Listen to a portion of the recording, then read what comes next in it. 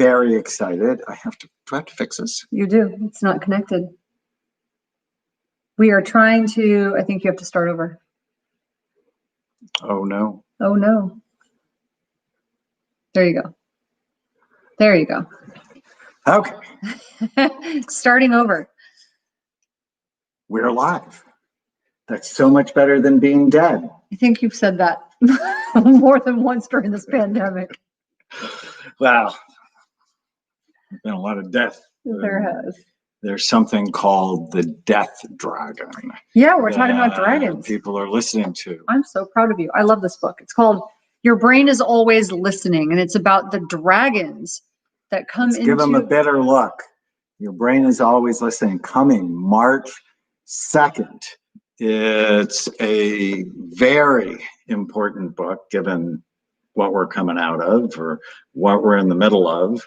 And we actually did our public television show this year on both of our books together, which was fun because yours I love. It's about what happens in your brain with these dragons, the dragons from the past that breathe fire on your brain, and mine was sort of like what it's like to be someone going through this with all your dragons.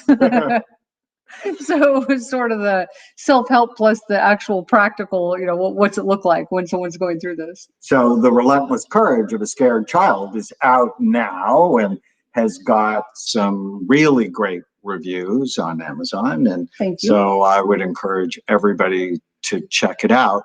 But what we want to do tonight is tell you the dragons are coming.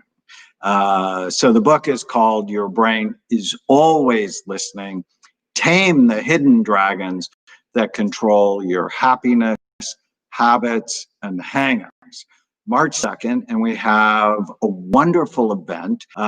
February 9th, you're going to get me for 90 minutes talking about the dragons and also answering your questions. And you can pre-order the book now at yourbrainisalwayslistening.com. But tell them about what it means. Like, what does it mean that you got dragons breathing fire on your brain? Well, your brain is always listening. And there are so many influences that your brain is listening to every day. Your brain is listening to the news. It's listening to social media. It's listening to your boss. It's listening to your kids. It's listening to the food you eat. Trauma? And the book actually starts with an interaction I had with Miley Cyrus, who I adore, who's been one of my patients for a long time. And then it's really divided into the dragons from the past, because your brain is listening to these 13 dragons. We'll tell you a little bit about them. It's also listening to the they, them, and other dragons. One of them is the former, current, and prospective lover dragons. Really interesting. Yeah, I was joking. Like my mother always calls. Any of you have parents who do this? They said you need to like do this or that or the other because they said there's a catastrophe coming. Who's they, Mom? Where's that? Who are they? I don't know, but they said it's coming. Okay, Mom. And those are the faceless, and they're great illustrations in the book. They're the faceless societal dragons, they said. And that dragon is always breathing fire. Especially right now. So crazy. And I also have a section on sibling dragons. I have 6 of them. But I think one of my favorite dragons is the ancestral dragon.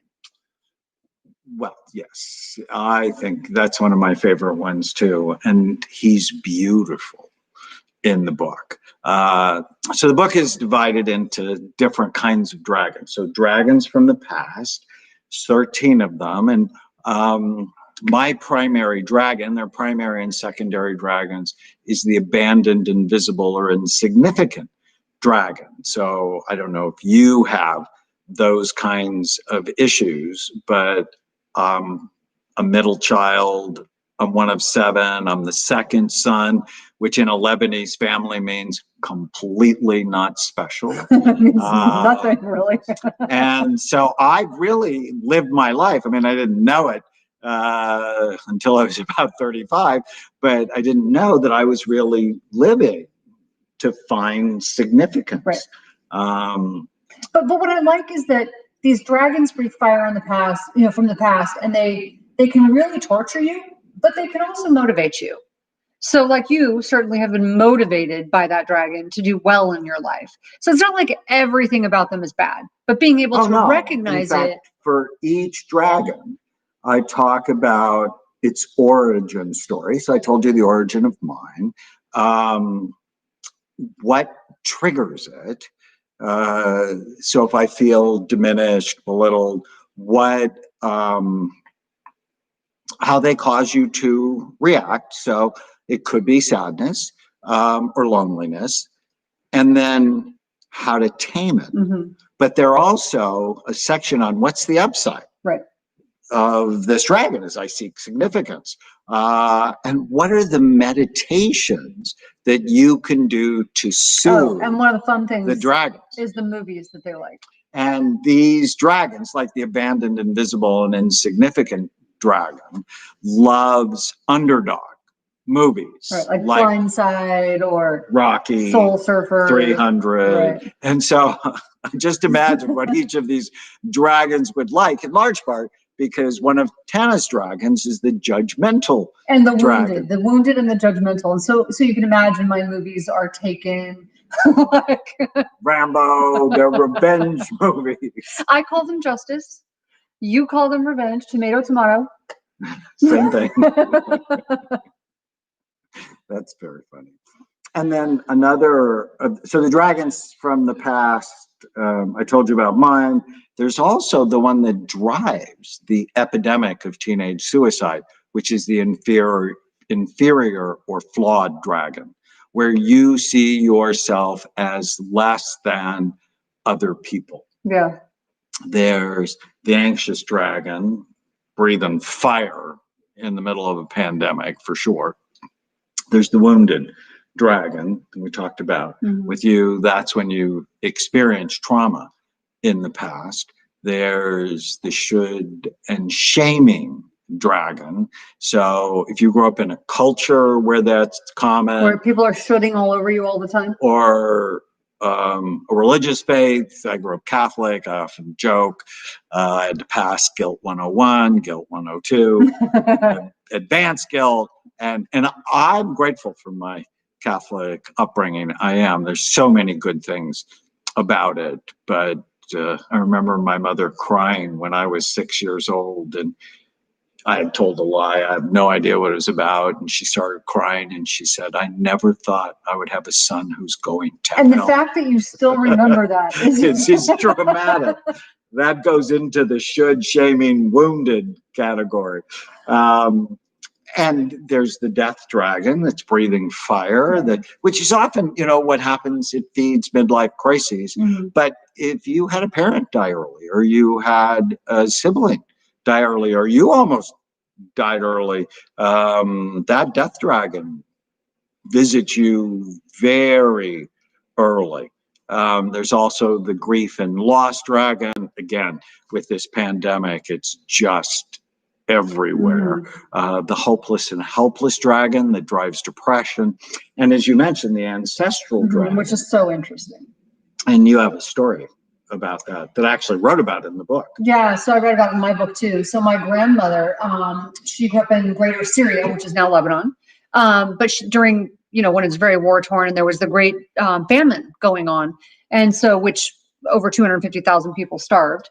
But she remembers it was a very traumatic time for her, just as far as the political climate and the, war and all that stuff. But she remembers one day she scattered, her family scattered, everybody scattered because of what was happening politically. And she got lost. She ran into the woods and she got lost. They lived in the mountains. And so she ran into the mountains and she got lost, and she was by herself for 3 days. She was lost and she almost died. She had hypothermia.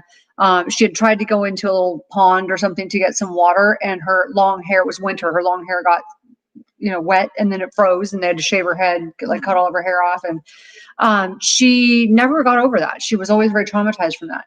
But I remember hearing about that over and over and over. And she would always watch TV and cry and just cry and cry whenever she'd see anything to do with, you know, the Middle East or war or And anything she was like a that. hoarder. She became a hoarder, and she saved everything. And she would always tell me, don't throw this stuff away. You never know when there's going to be a war. She would save old margarine tubs and, you know, stuff like that. And she would use them for dishes. And it was really, really quite sad. And of course, I didn't understand it when I was a kid. And her trauma was written in her genetic code. There's something called epigenetics, where it's not just about you. Mm-hmm. It's about the people in your past, your ancestors that had trauma or resilience written into their genetic code. So when the pandemic happened, Tana was already prepared for it. And I never because she's been together. preparing for 3 generations. We already had our pandemic room, and I'm a disaster planner. and I'm like, I take care of you. I mean, we live in a nice home, and you know, I mean, we're never going to run out of And so food. I think he's silly that he doesn't think that there's going to be something in the future where we need to plan for a disaster. And so we have this like disconnect with this. I'm one of the city volunteers, you know, if there's an emergency, and I'm always thinking about disasters. So, and that's part of the ancestral dragon. So think about your parents, your grandparents, your great grandparents, what happened to them that really informs who you are and how you react. So this is so important. Family, you know, it's biblical that the sins of the father, also the triumphs of the mother, can affect 3 or 4 generations. And what Tana and I often talk about, it's not just about you, that ultimately it's about generations of you. So in your brain is always listening. Section 1 is about the dragons from the past. And we also have a public television show coming at the end of February. Check your local public television station. It's called Overcoming Anxiety, Depression, Trauma, and Grief. And the stars of the show, besides, of course, my beautiful wife, are the dragons. And they're so cute. They're animated and they're just so cute. That's why this book is fun because it's, I love metaphors. So taking the dragons and making them animated, and it takes complicated issues or uncomfortable issues and makes it more just easy to digest, I think. Yeah, and you know, we'll lead you to a quiz on which dragons do you have and give you practical solutions on how to tame them. It's very different than my other books that were really brain-based. This is the most psychologically minded book I have written, I think, in my career. I'm really proud of it. There are also bad habit dragons. There's 10 of them, like the yes, yes, yes dragon, where you say yes when you absolutely should not say yes. You should say no. There's the no, no, no dragon. You know people like this, that no matter what it is you say, they argue with you. Just their automatic response. Is that why you constantly slip GABA in my tea? GABA makes such a difference. She has. Tell them the story. So we're working on our show together, and I have this reputation for being brutally honest.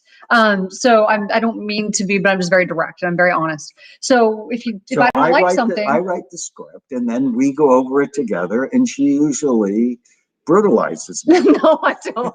I don't brutalize him, but I'm just very honest if something doesn't work. So we were writing the script together for this most recent one that comes out at the end of the month, or at the end of February. And we got to the end of it, and he goes, wow. He goes, you didn't say no one time. That was like such an easy writing session. And I'm like, I started thinking about it. I had been so upset and anxious over everything going on, you know, socially and everything that was happening. I wasn't sleeping very well. I started taking GABA, and I didn't even realize it. I'm like, oh my gosh, it makes me not say no. GABA calming. Get it for the no dragon people in your lives. There's also a section on procrastination and disorganization. trouble with the truth, right? If you have people in your life that can't tell you the truth, or the let's have a problem dragon. There's also an overeater dragon, and the oblivious dragon is the dragon I'm most concerned about. It's where you don't read food labels or you don't read product labels. You have no idea what's going in your body or on your body. Wouldn't that be more connected to you just don't really want to know? No, I think reality. When people know better, they tend to do better. But does everybody want to know? Because sometimes see no evil, it's like, if I don't know, then it's not going to be. Well, but it's my job as one of their medical people, right? If you read one of my books or come to the clinics, I feel like it's sort of my responsibility to educate you, you can't unsee it. On can't unhear it. What's good for you and what's not, what's good for your brain and your body, and what's bad for your brain and your body. And then there's the scheming dragons. There's a whole chapter. I think there's 9 scheming dragons. Like we're getting close to the Super Bowl. Contact sports is one of the scheming dragons because of the incidence of traumatic brain injury.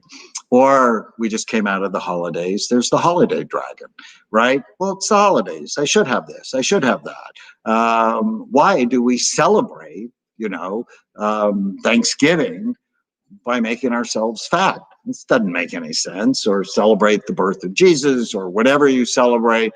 I was just talking to Pastor Warren, my friend, who's the senior pastor at Saddleback Church, and he's like, people just give me all this incredibly delicious, awful food, right? Unhealthy food. He's like, what am I supposed to do?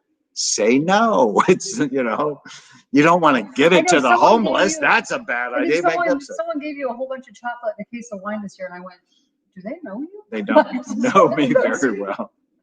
And then I think one of my favorite parts of this book is I wrote a new 12-step program. Because there's a section on the addicted dragons. And we just heard this terrible story today of someone who'd been drinking more because of the pandemic and ended up falling down a flight of stairs. And now the family's having to decide whether to leave him plugged in or not. It's really sad. And but and I'm a fan of 12-step programs. I think they've helped so many of my patients. But the 12 steps were actually developed like 70 years ago. And no longer, 90 years ago. Wow. And there's no neuroscience. So I reimagined the 12 steps from a brain health perspective. So you got to lock up the craving dragons, and there's a whole neuroscience of cravings. Like you shouldn't let your blood sugar go low, and you really should focus on sleep. Cravings and certain foods decrease cravings. Right. It's that simple. So anyways, over the next 6 weeks or so, I'm going to be live a lot, just talking about dragons from the past and the addicted dragons and so on. Sometimes I'll invite my beautiful wife to join me. I'm not always invited. That's your I just wanted to abandoned I just wanted to put you on the spot. You are always invited, but you will not always say yes. Anyway, so if you pre-order the book, I have 4 gifts for you that are spectacular. So I really want to give these dragons their best shot. And so I developed a playbook. So you can go to yourbrainisAlwaysListening.com. If you pre-order the book at Amazon or Barnes & Noble and you enter your receipt number, you can download a playbook to summarize the book really quickly. 6 hypnosis audios. I have a program called Magnificent Mind with medical hypnosis. One of the best things to tame these dragons. You also get a free event with me that's exclusive to only people who pre-order the book, where I'll answer your individual questions, as many as I can in 2 hours. And you get a bottle of Happy Saffron. So you'll get a free coupon for a bottle of Happy Saffron. Happy Saffron is my favorite supplement from BrainMD. It's one I never miss. It's been shown to support mood and memory, eyesight, blood sugar, weight. I love saffron. Saffron, zinc, and curcumin. 21 randomized controlled trials showing it is as effective as antidepressants. And when the pandemic started, my dad died. I had to close our New York clinic for a couple of weeks. It was very stressful. So virtually everyone in my house takes Happy Saffron every day. And it's like a $50 value, but I'll give you a free coupon for it. You pay the shipping just by pre-ordering. Your brain is always listening. And I'll also put the link for the event. It's free on February 9th. So see you soon. Thank you for being here with me. Thanks, everybody. Tame your dragons.